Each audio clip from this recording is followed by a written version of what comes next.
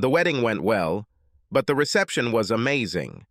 The drinks were flowing, and a large number of the patrons were a little tipsy before the evening was over.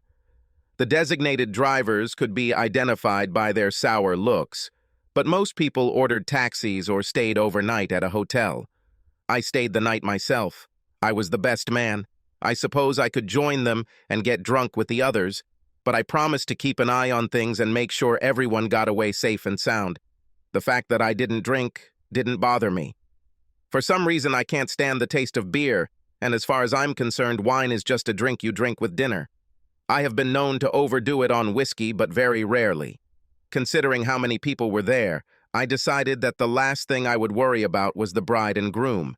They had a hotel room booked and were leaving early in the morning for their honeymoon. I was actually a little surprised at the end of the evening to see that Mike and Cecilia were still at the reception.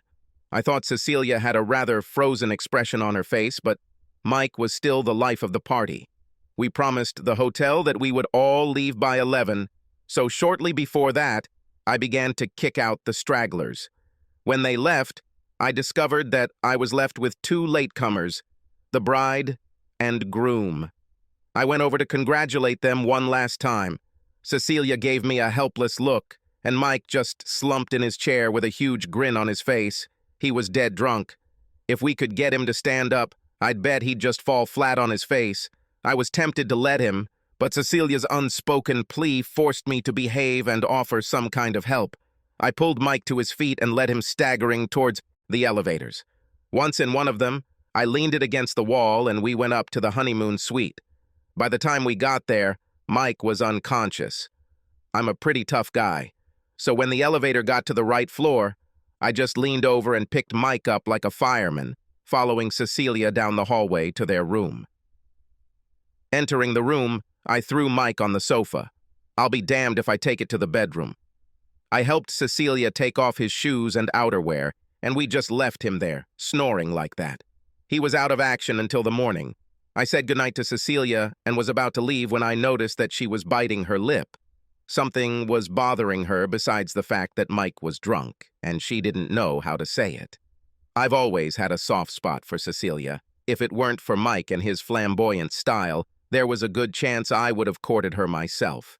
Anyway, as I looked at her closely as I prepared to leave, it suddenly dawned on me what her problem was. She was still wearing her wedding dress, and it was big and heavy. Cecilia had two bridesmaids help her put it on. Everyone assumed that the groom would help her take it off, but the groom lay unconscious on the sofa. "You can't take off your dress yourself," I guessed. "Do you want me to call Shirley and Keith to come and help?" They stopped for the night at a hotel. Cecilia bit her lip and shook her head. "They left earlier and are probably both in bed. I don't want to bother them just because Mike drank too much." Too much? I thought. I mean, this man was down to earth. Still biting her lip, Cecilia finally said what she wanted. I know it's a lot to ask, Frank, but could you unzip me and help me hang the dress on the hanger? It will only take a minute." What could I say? I didn't really have a choice. "Why does it have to be on a hanger?" I asked. "We'll leave this here when we leave in the morning," Cecilia told me. "The hotel is going to pack it properly and send it to my mother.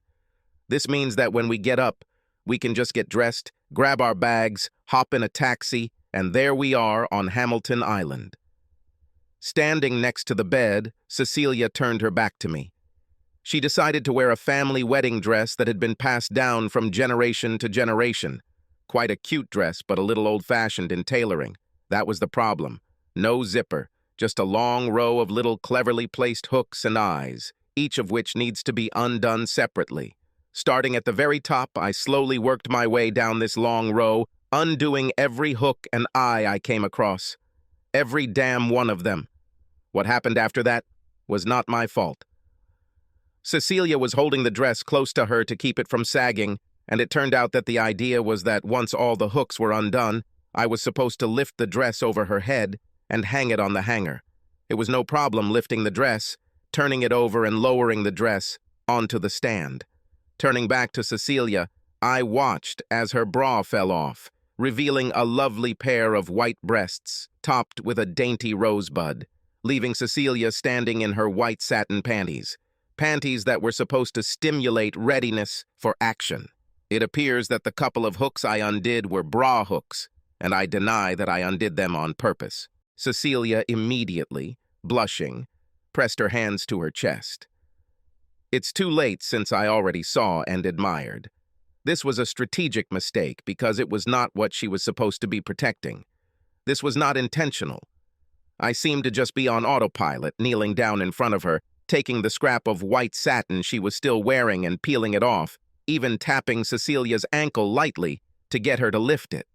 This way I managed to take off my panties. Then I rose to my feet, carefully moved Cecilia's hands away from her breasts, and admired her nakedness. "You've been looking forward to this night for months," I said, my voice a silken murmur. "You're still a virgin, and you've set yourself up for it.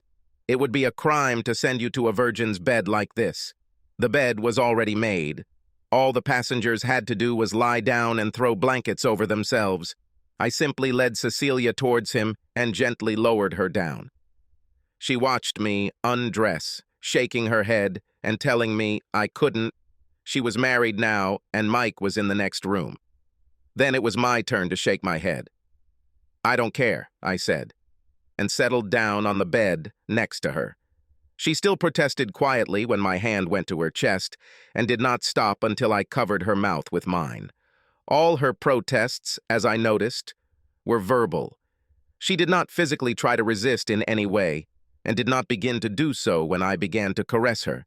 I did it slowly, arousing her with my lips and gentle stroking of my hands, starting with her face, moving to her breasts, touching and kissing, creating tactile sensations throughout her body. I felt the heat and wetness inside her, and it wasn't long before she gave in to me. I acted carefully, afraid of hurting her. Once we were both comfortable with my penetration, I began to move. For some reason, I didn't want to do any sexual gymnastics. No hard blows, no changing positions, just tender and reverent love. We moved gently together, and pleasure washed over us, but slowly, increasing in intensity. We stayed together, rocking together, enjoying this first ever encounter with each other's body, slowly moving forward. It took a while, but suddenly Cecilia tensed, and her eyes opened wide. "Frank?" she called, starting to tremble. I made a hasty push while Cecilia shuddered and clung to me, and at that moment the two of us reached the finish line. We lay together, and I just hugged Cecilia, and she snuggled up to me. Then she fell asleep. I sighed as I watched her sleep, but eventually got up, got dressed, and retired to my room, setting my alarm for early in the morning. I was supposed to meet Mike and Cecilia before heading out. I fell asleep as soon as I hit the pillow and didn't stir until the alarm went off. I groaned when I heard him, stood up, got dressed, and headed back to the bridal suite. I knocked on the door, but when I received no answer, I used the spare key I had and entered myself. Mike was still asleep on the couch, snoring loudly. I shook him and tried to revive him, but he didn't even move. Shrugging, I left him and went to the bedroom. Cecilia must have heard me trying to wake Mike because she stirred when I entered. She sat up, and the sheet fell off her, revealing her breasts, which were just as beautiful this morning as I remembered them to be last night. She blinked at me a couple of times, and then a memory surfaced. She blushed and lowered her eyes. I found her sitting with her breasts exposed, and with a strangled cry, I grabbed the sheet. I said to hell, walked over to the bed, and pulled the sheet from her fingers, throwing it back so I could admire it. I smiled at her. Then I unbuttoned my pants and dropped them, showing that I had the same intentions as last night. The previous night showed its softness. This morning, it was the other way around. I slammed into Cecilia hard, and it quickly became apparent from the way she entered the fight that she was a willing partner. It didn't take long before I heard Cecilia's muffled scream and saw her bury her head in the pillow. I heard muffled screams coming from her. I wanted to scream myself from pleasure and the ensuing release. After that, I dragged Cecilia into the shower, hurrying her to get out and get dressed as the taxi was already approaching. Another attempt to wake Mike was futile, so I left him there. When I checked out of the hotel, I also paid the bill for the honeymoon suite, although I told them it would probably be occupied until about 12. They were very understanding. Soon after, Cecilia was in a taxi heading to the airport for her honeymoon on Hamilton Island. It wasn't her fault that we couldn't wake Mike up in time. When the taxi arrived, I realized that she would not be interested in spending her honeymoon alone. It was too late to cancel the holiday, and it had already been paid for. I just naturally flew with her. Subscribe to our channel so that your second chaff doesn't cheat on you, and go ahead and listen to the next story, because this story is nothing compared to the next one.